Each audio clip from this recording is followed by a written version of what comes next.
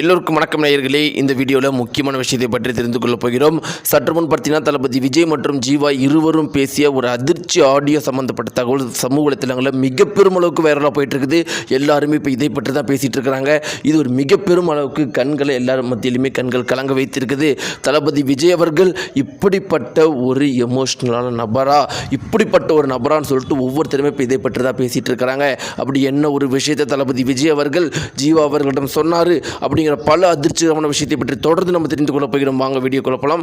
நம்முடைய சேனலுக்கு நீங்கள் புதியவராக இருந்தால் மறக்காமல் சப்ஸ்கிரைப் பண்ணுங்க. நேயர்களே, இன்றைக்கி நம்முடைய தமிழகம் முழுக்கவே எல்லாருமே எதிர்பார்த்துட்டு இருக்கிற ஒரு விஷயம் என்ன அப்படின்னு பார்த்தீங்கன்னா, தளபதி விஜய் அவர்கள் எப்போ சிஎம் ஆவார் அப்படிங்கிற விஷயத்தை எல்லாருமே எதிர்பார்த்துட்டு இருக்கிற இந்த ஒரு சுச்சுவேஷனில் எல்லார் மத்தியிலுமே மிக பெரும் அளவுக்கு சோகத்தை ஏற்படுத்தின விஷயம் என்ன அப்படின்னு பார்த்தீங்கன்னா, ஜீவா அவர்களுடைய மரணம். ஜீவா அவர்களுடைய அப்போ ஆர்பி சௌத்ரியுடைய மரணம் தான் மிக பெரும் அளவுக்கு சோகத்தை ஏற்படுத்தியிருக்குது. ஒவ்வொருத்தருமே கண்கள் கலங்கி போயிருக்கிறாங்க. ஆர்பி சௌத்ரி அவர்கள் தமிழகத்தில் மட்டும் கிடையாது, தெலுங்கு, மலையாளம், கன்னடம் சொல்லிட்டு ஹிந்தி வரைக்கும் பல படங்களை தயாரித்தவர் ஜீவாவுடைய அப்பா. அவருடைய மரணம் மிக பெரும் அளவுக்கு சோகத்தை ஏற்படுத்தியிருக்கு. இதில் முக்கியமான விஷயம் என்ன அப்படின்னு பார்த்தீங்கன்னா, தளபதி விஜய் அவர்கள் உடனடியாக 108 சீட்டு வெற்றி பெற்ற உடனே எங்கே போனார் அப்படிங்கிறது நம்ம எல்லாருக்குமே தெரியும். தளபதி விஜய் அவர்கள் உடனடியாக ஆளுநரை பார்க்க போனார். இப்படி இருக்கிறப்ப இரவு தான் இந்த ஒரு செய்தி வருது. தளபதி விஜய்க்கு இந்த மாதிரி ஜீவாவுடைய அப்பா ஆர்பி சௌத்ரி இறந்து போயிட்டார் விபத்தில் அப்படின்னு.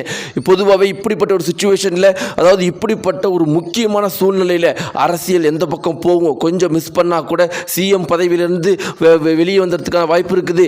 சுற்றி பல கட்சிகள் அவருக்கு துரோகம் பண்ணுறதுக்கு ரெடியாக இருக்கிறாங்க. இப்படிப்பட்ட ஒரு சூழ்நிலையில் தளபதி விஜயை தவிர வேறு யாராக இருந்திருந்தாலும் மேக்சிமம் அந்த இடத்துல போயிருக்கவே மாட்டாங்க. தன்னுடைய நண்பனுடைய அப்பாவுடைய மரணத்துக்கு போயிருக்கவே மாட்டாங்க. இந்த காலத்தில் நம்ம எத்தனையோ நண்பர்களை பார்த்துருக்குறோம்.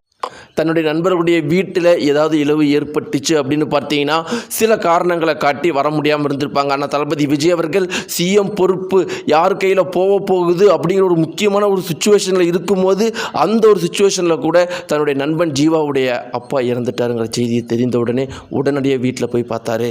இப்படி இருக்கிறப்ப ஜீவா அவர்களும் தளபதி விஜய் அவர்களும் பேசினா முக்கியமான ஆடியோ சம்மந்தப்பட்ட தகவல் சோசியல் மீடியாக்களில் போயிட்டுருக்கு. அதில் என்ன இருக்குது அப்படின்னு பார்த்தீங்கன்னா, தளபதி விஜய் அவர்கள் ஜீவாவுக்கு ஃபோன் பண்ணி பேசியிருக்காரு.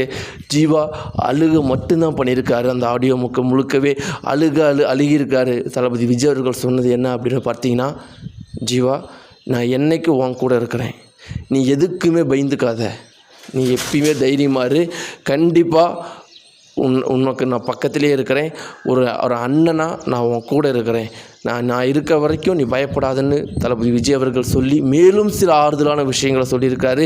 ஜீவா அவர்கள், நான் ரொம்ப தேங்க்ஸ்ண்ணா அப்படிங்கிற ஒரே விஷயத்தை தான் ஜீவா அவர்கள் சொல்லியிருந்தாராம். இந்த ஒரு குறிப்பிட்ட ஆடியோ சம்மந்தப்பட்ட தகவல் மிக பெரும் அளவுக்கு வைரலாக பரவிட்டு இருக்குது. நேயர்களே, தளபதி விஜய் அவர்கள் இப்படிப்பட்ட ஒரு முக்கியமான ஒரு சுச்சுவேஷனில் கூட தன்னுடைய நண்பனை மறக்காமல் இருக்கிற இந்த ஒரு விஷயத்தை பற்றி உங்களுடைய கருத்துக்களை மறக்காமல் தெரிவிங்க. நன்றி.